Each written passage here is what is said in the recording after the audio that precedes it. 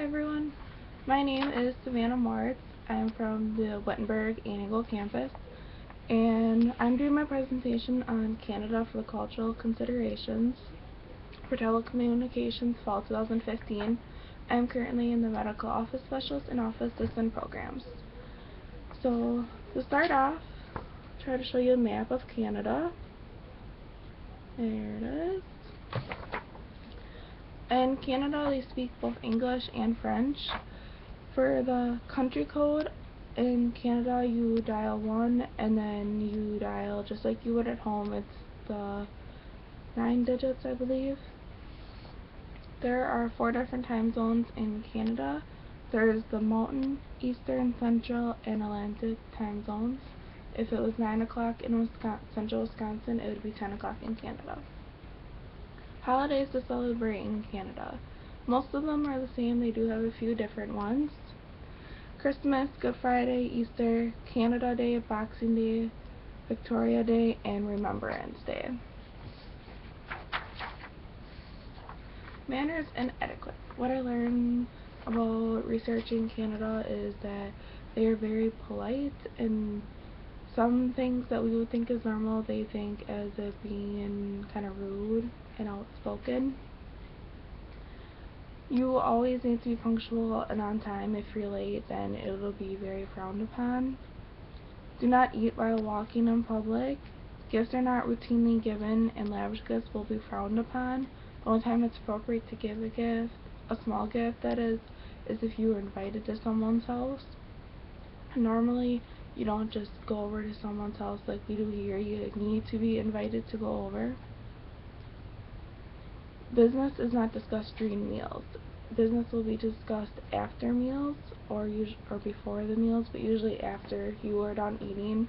And usually business meetings will be held at supper time, not lunchtime like they are here. In English areas, touching and closeness is not common. There's usually quite a big gap between people.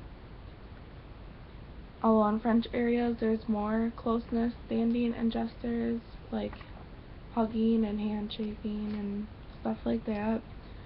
And women make the first move in handshaking, which is a little different. And you never ever say "we Americans," as the French find that very rude.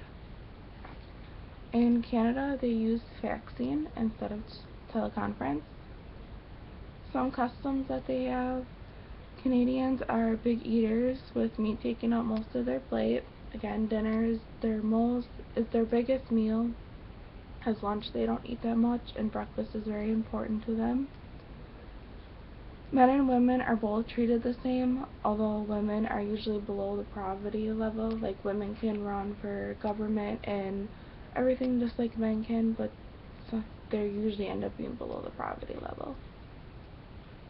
Marriage is freely chosen between a man and a woman, although in 2005 they changed it between 2 persons. Marriage is privately celebrated between 2 families. It's usually not a very big gathering with the public involved.